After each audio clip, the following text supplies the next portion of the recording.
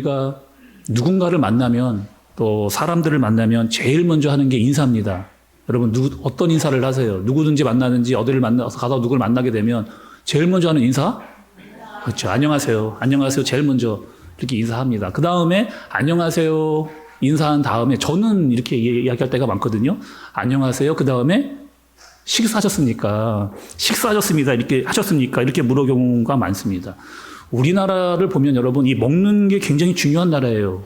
먹는 게 굉장히 중요합니다. 그래서 식사를 하셨어요? 라고 하는 것은 그냥 단순히 끼니 잘 챙겨 드셨습니까? 라고 하는 정도에 머무른 얘기가 아니라는 거죠. 또 여러분 우리나라의 이 밥의 문화에는 공동체가 이렇게 포함되어져 있는 것을 볼 수가 있습니다. 우리가 가족을 뭐라고 부르느냐? 식구라고 부릅니다. 근데 이 식구는 여러분 그 먹을 식자의 입구자예요. 먹을 식자의 입구자. 그러니까 가족은 뭐냐? 밥을 같이 먹고 사는 사람입니다. 밥을 같이 먹고 사는 사람이 그 가족 구성원이 돼서 식구로 살아가는. 그래서 먹는 게 여러분 굉장히 같이 먹는 게 굉장히 중요한 그것이 우리나라의 문화인 거죠. 그래서 여러분 우리가 얼마 전에 코로나19를 경험을 했는데 그 코로나19에서 제일 힘들어했던 게 바로 이겁니다. 누구를 만나지를 못하는 거예요. 누구를 만나서 같이 밥 먹을 수가 없는 겁니다. 그러니까 점점점 어떻게 되느냐? 사람과 사람과의 거리가 멀어지게 되어지고 공감력이 떨어지는, 그래서 힘들어했던 여러분 우리 그런 기억이 코로나 시기를 보내면서 다 가지고 있습니다. 그러니 식사하셨어요? 라고 이야기하는 것은 그냥 밥 한 끼 잘 드셨어요? 이게 아니고 건강하시죠? 그리고 기회가 된다면 당신과 함께 좀 한번 식사라도 한번 좋겠습니다. 라고 하는 의미까지 포함되어져 있는 그런 인사라고 할 수가 있습니다. 여러분 제가 왜 오늘 이 이야기로부터 시작을 했을까? 말씀을 딱 보니까요. 오늘 말씀 가장 먼저 읽었던 14절의 말씀에 이렇게 시작을 합니다. 식사할 때에 이렇게 시작을 하고 있어요. 보아스와 그의 직원들이 오전 내내 일을 했습니다. 오전 내내 일을 하고 점심시간이 가까운 거예요. 그래서 점심 먹을 준비를 하게 됩니다. 사람들이 삼삼오오 모이고 둘러 앉아서 밥을 먹으려고 이렇게 하려고 오전 내내 열심히 일하니 얼마나 여러분 허기가 졌겠어요. 그래서 보아스와 그 직원들이 모여서 식사 준비를 하고 삼삼오오 모여서 둘러 앉아서 밥을 먹으려고 하고 있는 그런 상황. 근데 여러분 룻은 어떤 상황이에요? 낄 자리가 없습니다.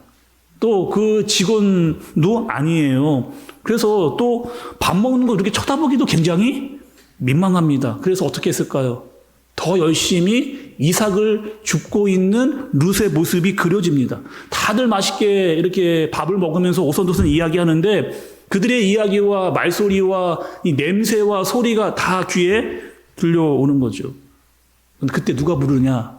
보아스가 그렇게 혼자 이삭 줍고 있는 룻을 봤어요. 그리고 그 보아스가 룻을 부르는 겁니다. 룻아 일로 와라. 같이 우리와 식사를 하자. 사실 룻도요 배가 엄청 고팠어요. 오전 아침 일찍 나와서 이삭 줍기 하느라고 굉장히 배가 고팠습니다. 그런데 말을 못했던 거예요. 다른 사람들 밥 먹고 있는데 거기서 끼지도 못하고 말도 못하고 있는 그런 상황. 그런데 룻아 일로 와라. 우리와 같이 밥을 먹자라고 하는 이 소리가 얼마나 이게 고맙고 기쁘게 들렸을까. 저도 여러분 이런 적이 있었거든요. 대학교에 갔습니다. 여러분 대학교에 가면 보통 대학교에 들어가기 입학식 하기 전에 이 OT를 하는 경우가 많이 있죠. 그러니까 본격적으로 대학교에서 이 수업을 시작하기 전에 신입생들을 다 불러 모읍니다. 그리고 학교 생활에 대해서 이렇게 쫙 브리핑을 이렇게 해주는 거죠. 우리 학교는 이제 어떻고 또 어디 가면 뭐가 있고 강의실은 어디면서 수업은 어떻게 하고 그리고 아주 중요한 필수 과목은 꼭 선택을 해야 된다. 뭐 이런 거를 가르쳐주는. 그러니까 지금은 제가 이제 대학교 졸업한 지가 오래돼서 잘 모르겠는데 저 때만 해도 다 불러 모아놓고 이런 것들을 이렇게 대학 입학 설명회 어떻게 신학생들이 해야 되는 것을 알려주는 그런 시간. 또 그 시간들이 다 끝나면 어떻게 하느냐. 이제 신입생 환영회를 이렇게 하는 경우. 그래서 거의 대부분 애들은요. 대학생들이 대학교에 입학하기 전에 이 OT를 통해서 친구들과 이렇게 사람들을 사귀는 겁니다. 근데 저는 대학교에 입학하고 나서 이 대학교에 OT를 안 갔어요. 대학교에 OT를 안 가니까 대학교 첫 번째 수업에 딱 들어갔는데 정말 아무도 모르는 그런 상황이었습니다. 서로 자기들끼리 막 친해가지고 뭐 3명, 4명이서 같이 모여서 수업도 듣고 자기들끼리 친했으니까 수업 시간 다 끝나고 나면 밥도 먹으러 이렇게 가는 그런, 그러니까 이런 표현 제가 좀 썼거든요. 풍요 속의 빈곤이라고. 정말 애들은 많고 친구들은 막 이렇게 또이또이 다 몰려다니는데 나는 어디에도 낄 자리가 이게 없는, 어울릴 수가 없는, 애들은 굉장히 많은데 친한 사람 한 사람 없는 그런 상황. 점심시간 됐습니다. 학교 식당에 갔어요. 학교 식당 가기 전에 100번 고민했습니다. 밥을 먹으러 갈까 말까. 혼자 밥 먹어야 되는데, 이거 어떻게 해야 될까? 이거 그냥 밥 굶을까? 아니면은 나 혼자 학교 밖 식당으로 나가서 그냥 조용히 먹을까? 근데 시간을 보니까 이 수업 시간이 얼마 남지를 않은 거예요. 어쩔 수 없이 이제 식당에서 밥을 먹어야 되는 그런 상황이었습니다. 식당 갔어요. 밥을 폈습니다. 밥을 푸고 났는데 아무리 둘러봐도 낄 자리가 없는 거죠. 애들이 바글바글 먹고 자기들끼리 막 우성두성 막 이렇게 이야기하고 있는데 이 식판을 들고 어디로 갈지 몰라서 막 이렇게 하고 있는데 저기서 그래도 수업 시간에 제가 몇 마디 나눴던 그 무리들이 야 한준아 막 불러줘서 일로 와라 우리 밥 같이 먹자. 와, 그 얼마나 반가운지. 그 많은 사람 속에서 나 혼자 풍요 속에 빈곤 것처럼 어디로 갈지 몰라 하고 있는데 저기서 막 일로 와라 불러주니까 그게 얼마나 고맙고 기쁜지 냉큼 제가 달려가서 같이 그들과 밥을 먹었던 기억이 납니다. 오늘 말씀을 쫙 보는데 여러분, 이 룻이요, 저는 누구로 보이느냐? 세가족으로 보여요. 아무리 말씀을 열심히 보고 준비하는데 자꾸 이 룻이 누구로 보이느냐? 세가족으로 보여요. 교회 왔습니다. 혼자 온 거예요. 근데 아무도요, 아는 체를 안 해줍니다. 이거 안녕하세요. 어서오세요. 뭐 아무도 아는 사람이 아무도 없는데 아무도 얘기를 한마디 걸어주지도 인사해주지도 않은 거예요. 예배를 마쳤습니다. 밥 먹으러 가야 되잖아요. 뭐 교회 분들이 친한 분들끼리 3, 4, 5 다 밥 먹으러 가는데 새가족은 아무도 같이 갈 사람이 없는, 같이 밥 먹으러 가자 이야기해주는 사람 한 사람 없는, 얼마나 뻘쭘한 거예요. 나도 밥 먹고 싶은데 같이 가고 싶은데 얼마나 뻘쭘하고 있고 얼마나 어색한가. 제가 여러분 우리 교회 부임하고 우리 교회에 저를 아는 지인분들이 여럿 왔다 이렇게 갔습니다. 여러분도 뭐 많이 보셨을 텐데 그 지인분들이 교회를 다녀가신 이후에 저한테 이런 이야기를 했어요. 김 목사님, 교회가 너무 좋아요. 교회가 너무 좋습니다. 저도 얘기했습니다. 너무 좋죠. 우리 교회 너무 이쁘죠. 너무 아름답죠. 그런 줄 알았어요, 저는. 우리 교회 너무 이쁘고 예쁘고, 물론 맞죠, 여러분. 그건 너무 정확한 사실입니다. 우리 교회 예쁜 거 다 맞아요. 그런데 새가족이 교회를 오잖아요? 이 교회 경관 잘 안 보입니다. 그런 경황이 없어요. 새가족들이 오면은, 꽃이 진짜 이쁘게 폈네? 저희가 그냥 되게 경치가 좋네? 우리는 꽃 피고 안 피고가 굉장히 중요한데 새가족은 그것을 볼 경황이 없는 거예요. 교회 들어오고 막 어디를 가 앉아야 되나 이런 것들만 신경을 쓰는 그런 아무것도 안 보이고 그냥 교회에 앉아 있는 그런 거. 그래서 여러분 뭐가 이렇게 좋았습니까? 저의 그 지인들에게 물어보니까 이렇게 교회가 너무 따뜻했었습니다. 교회가 너무 따뜻했어요. 뭐가 그렇게 따뜻했습니까? 교회 분들이 제가 나가니까 다 한 분씩 와가지고 너무 밝게 반갑게 그렇게 웃으면서 인사해주는 그 마음이 너무 고맙게 느껴지더라. 목사님이 인사하라고 했다고 진짜 다 가서 그렇게 다 인사해 줄 줄은 몰랐다는 거예요. 너무 그 인사 한마디 해주고 다가와서 이야기해 주시고 잘 오셨다고 이야기 밥 먹고 가시라고 하는 그 이야기들이 너무 따뜻하게 느껴졌다는 겁니다. 여러분 새가족이요, 우리의 따뜻함을 어떻게 알아요? 새가족이 우리의 따뜻함을 어떻게 하며, 우리가 아무것도 안 하는데, 우리가 아무 말도 안 하는데 그들이 여러분 어떻게 아느냐 말이에요. 우리가 다가가야 돼요. 다가가서 그들에게 말을 건네야 됩니다. 조금의 용기를 내서 그들에게 인사 한 번이라도, 또 그들에게 따뜻한 말 한마디라도 이야기할 수 있는, 근데 그 새가족은 그것이 너무나 고맙게 느껴지는 거죠. 예수님이 이 땅에 오셨습니다. 많은 사람들을 찾아다니셨어요. 특별히 예수님이 일부러 찾아서 만나러 간 사람들이 있습니다. 누구냐? 세리와 창녀예요. 세리와 창녀는 여러분 그 당시에 정말 인간 취급하지 않았던 사람들이고 또 다 다 그 사람들을 외면했던 그런 사람, 아무도 그들을 챙기지 않았어요. 아무도 그들을 관심 갖지 않았던 그 사람들에게 예수님이 일부러 그들을 찾아서 가게 되는 겁니다. 가서 뭐 하셨느냐? 식사하시는 거예요. 그들하고 같이 밥을 먹는 겁니다. 사람들은 다 그 예수님을 손가락질 했어요. 저 예수라는 작자, 저 사람 아니냐? 아니, 저 사람 어떻게 저럴 수가 있냐? 우리가 완전히 외면하고 죄인들과 밥을 같이 먹고 있네? 저 예수도 그 죄인과 똑같은 부류, 더러운 인간, 이렇게 취급을 하는 거죠. 그리고 그 예수라는 자가 우리에게 죄를 운운해? 참 웃기는 소리다.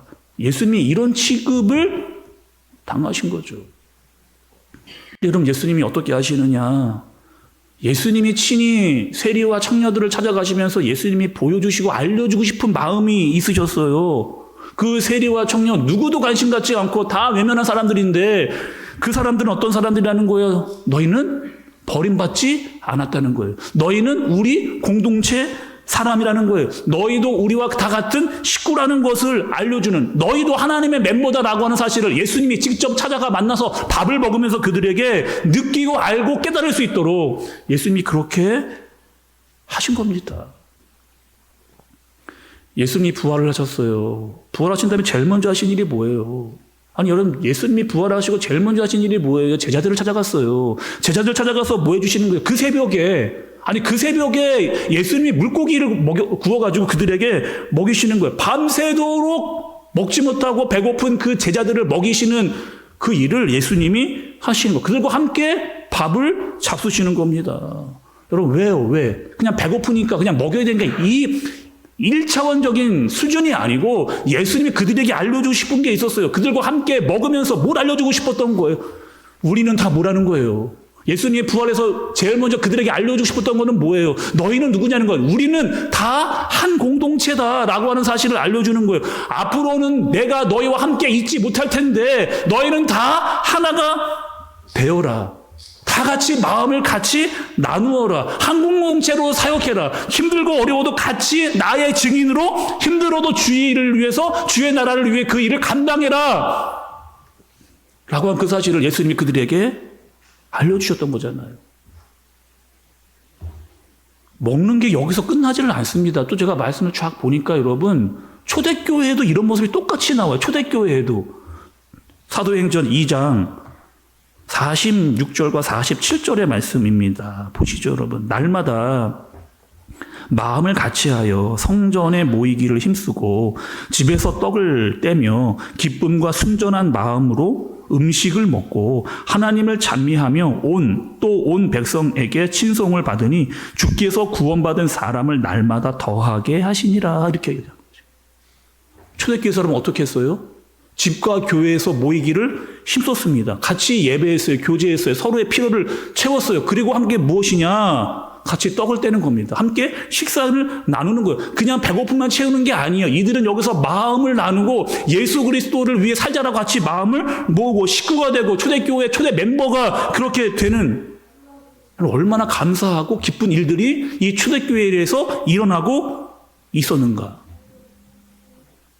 다시 여러분 오늘 본문으로 좀 돌아올게요. 오늘 본문으로 돌아오겠습니다. 룻이 배불리 먹었습니다. 보아스가 이리 와라 해서 그 사람들과 함께 배불리 먹었어요. 그리고 이제 집으로 돌아갈 때가 됐습니다. 오후에도 여전히 일했겠죠. 여전히 이삭짓기를 열심히 했을 거예요. 그리고 저녁 때 집에 돌아갈 때가 됐습니다. 어떻게 돌아갔는가 봤더니만 17절의 말씀을 여러분 좀 보세요. 17절에 보면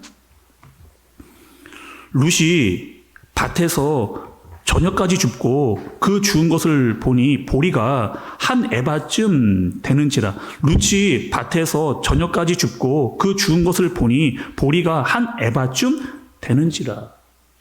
여기서 여러분 이 에바라고 하는 것은 부피를 재는 단위입니다. 에바는요 부피를 재는 단위예요. 그러니까 지금쯤 말하면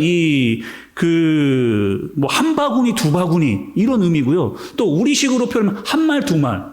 여러분 이런 말 우리 예전에 많이 썼잖아요. 한 말 두 말 이런 표현인 거예요. 또 한 에바라고 이야기를 했잖아요. 이 한 에바라고 하는 것은 어느 정도냐?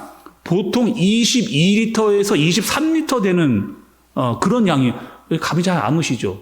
무게로 제가 좀 알아봤습니다. 알아봤더니만 이 22에서 23리터의 이 부피는 17kg 정도 되어지는. 17kg 되어지는 그런 무기. 그러니까 여러분 이 17kg 여자 혼자 들기에 굉장히 무거운 양이었을 거예요. 거의 낑낑 대면서 그리고 가지고 왔을 겁니다. 자, 여러분 보시죠.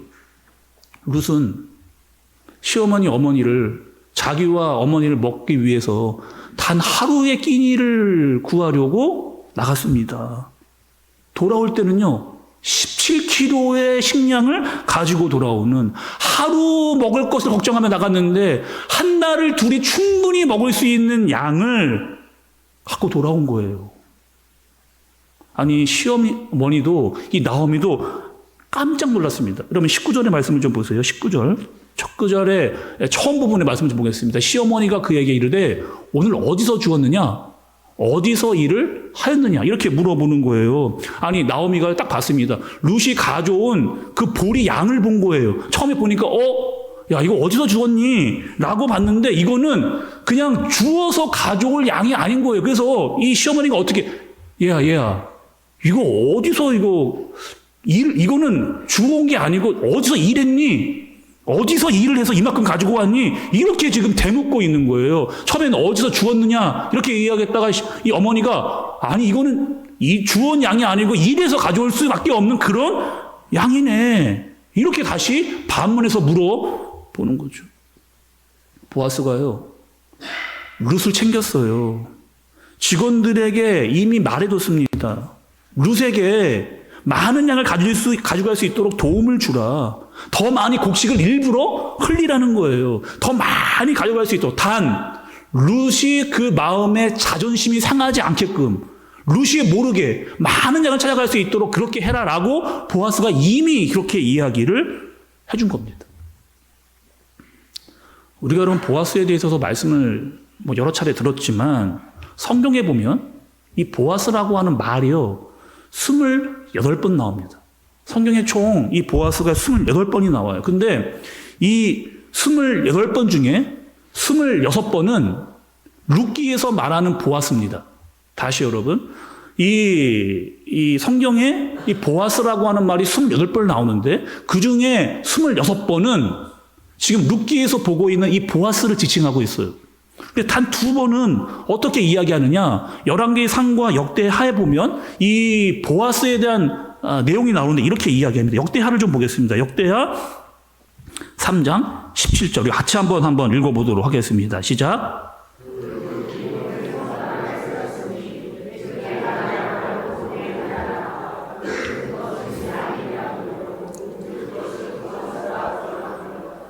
제가 읽어보겠습니다. 그 두 기둥을 성전 앞에 세웠으니 왼쪽에 하나요, 오른쪽에 하나라. 오른쪽은 야긴이라 부르고 왼쪽은 보아스라 불렀더라. 이렇게 이야기합니다. 그러니까 지금 여러분 이 상황은 어떤 상황이냐? 솔로몬이 성전을 다 졌습니다.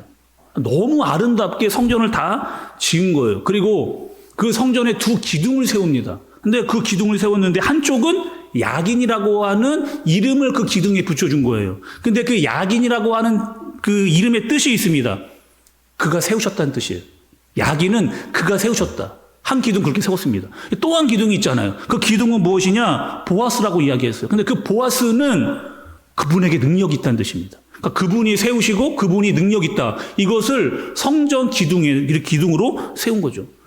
솔로몬이 기도하는 거예요. 이 아름다운 너무 멋진 성전을 딱 만들어 놓고 솔로몬이 기도를 하는 겁니다. 하나님, 이 성전은요, 이거는 아무리 생각을 해봐도 절대로 내가 지을 수 없는 그런 성전입니다. 전적으로 이 모든 것들은 다 하나님께서 하신 거예요. 하나님께서 세우신 겁니다. 하나님의 능력으로 하신 겁니다. 이것을 드러내기 위해서 이 두 기둥을 세운 거죠. 여러분 잘 보세요.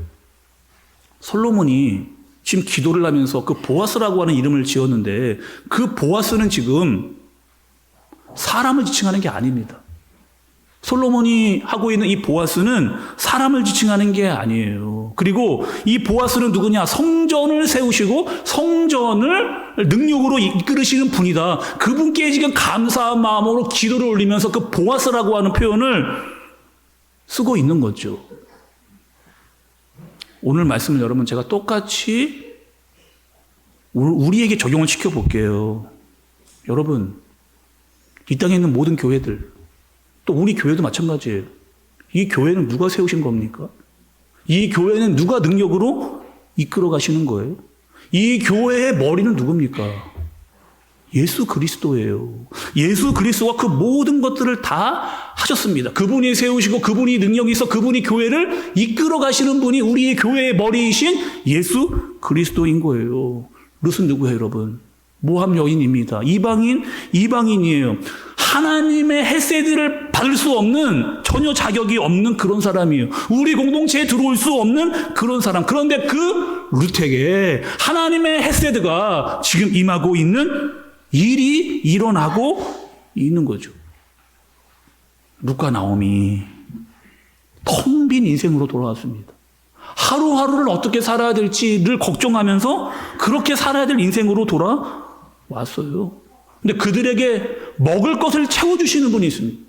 심지어 그 룻의 마음까지 이해해 주시는, 그 룻의 자존심이 상하지 않도록 그들이 충분히 먹을 것을 가져갈 수 있도록 그렇게 배려하시는 분이 있어요. 그분은 저 이스라엘 예루살렘에만 있는 분이 아닙니다. 지금 우리와 함께 계셔서 우리의 생명이 떡이 되어주시는 그분이에요. 그 우리를 부족함이 없게 넉넉하게 채우시는 분이 바로 예수 그리스도입니다. 이 찬양이 저는 자꾸 생각이 나더라고요. 말씀 준비하는데 계속 이 찬양이 머리에 떠나지 않았습니다. 설교하러 들어오기, 예배하기 직전까지 제가 이 찬양을 계속 들으면서 들어왔어요. 나를 지으신 이가 하나님, 나를 부르신 이가 하나님, 나를 보내신 이도 하나님, 나의 나된 것은 다 하나님 은혜라. 나의 달려갈 길 다 가도록, 나의 마지막 호흡 다 하도록 나로 그 십자가 품게 하시니 나의 나된 것은 다 하나님 은혜라. 한량없는 은혜, 갚을 길 없는 은혜, 내 삶을 애워싸는 하나님의 은혜, 나 주저함 없이 그 땅을 밟는도 나를 붙드시는 하나님의 은혜.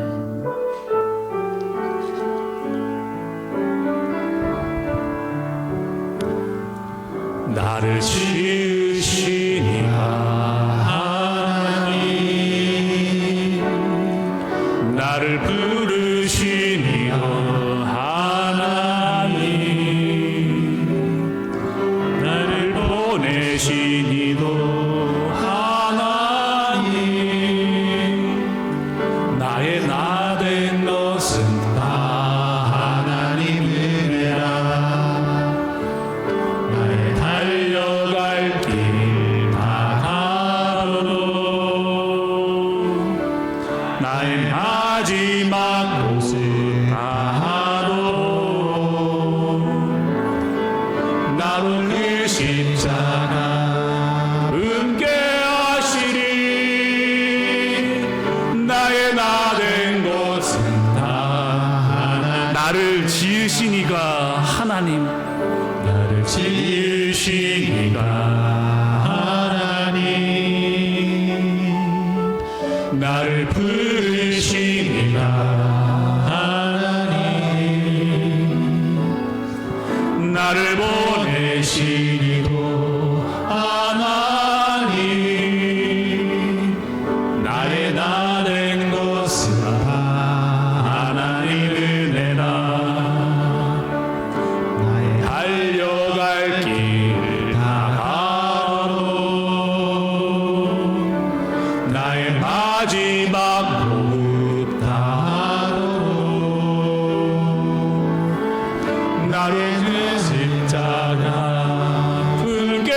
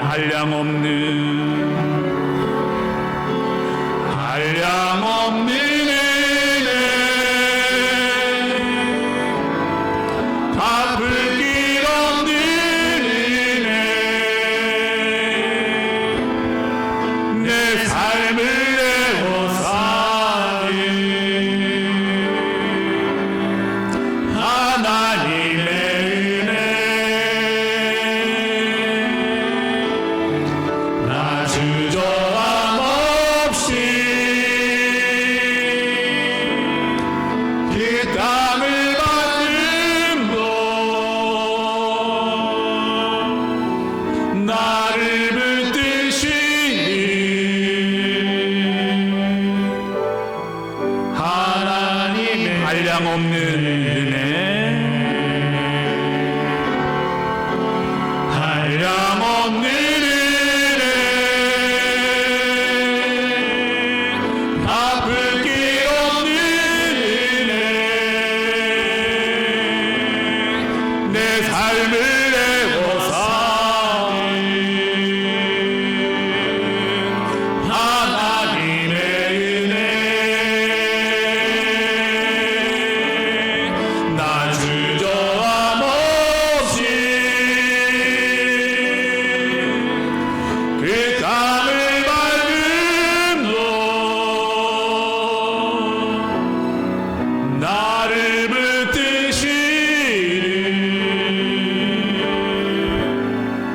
하나님의 은혜. 사랑하는 우리 한샘교회 성도 여러분, 오늘 말씀 들으시면서 보아스와 루트의 관계가 누구의 관계로 보이세요?